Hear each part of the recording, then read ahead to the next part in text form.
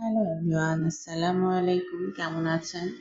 তো এই ভিডিওটা শুক্রবারে করা, আর আমি অনেক ব্যস্ততার ভিতরে আমি এডিট করতে পারি না, তো ভাবলাম যে আজকে এটা দিই। সকালবেলা থেকে বৃষ্টি হচ্ছিল শুক্রবারে। সবাই কার কার অঞ্চলে বৃষ্টি হয়েছে অবশ্যই কমেন্টে জানিও। শুক্রবার মানে স্পেশাল কিছু অবশ্যই বানাতে হবে আমাদের বাড়িতে। আপনাদের ভাইয়া অনেক অনেক পছন্দ করে শুক্রবারে একটা স্পেশাল কিছু, যেহেতু সারা সপ্তাহ কাজের ব্যস্ততার ভিতরে থাকে। তো ভাবলাম যে শুক্রবারের দিন যেহেতু সে বাসায় আছে, একটা ভালো কিছু তার জন্য রান্না করতেই পারি। তো সকাল থেকে ভাবছিলাম গরুর গোশত রান্না করবো, সাথে একটু পোলাও দুপুরবেলার জন্য।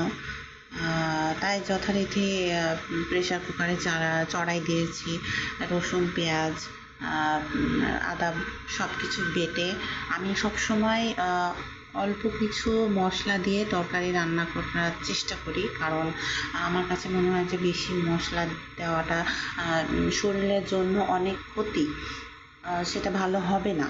তাই অল্প কিছু মশলা দিয়ে আমি তরকারি রান্নার চেষ্টা করি, খাবারটা যাতে বেশি লাইট না হয়ে যায় এই।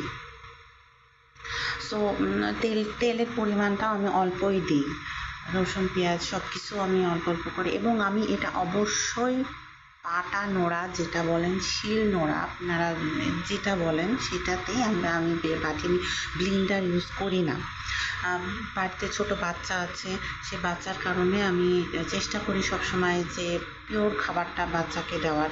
তো এই যে গোশতটা দিয়ে দিলাম, ভালো করে কষাচ্ছি, এবং আমার কাছে মনে হয় ভালো করে কষানো না হলে সেই গোশতের টেস্টটাও ভালো আসে না।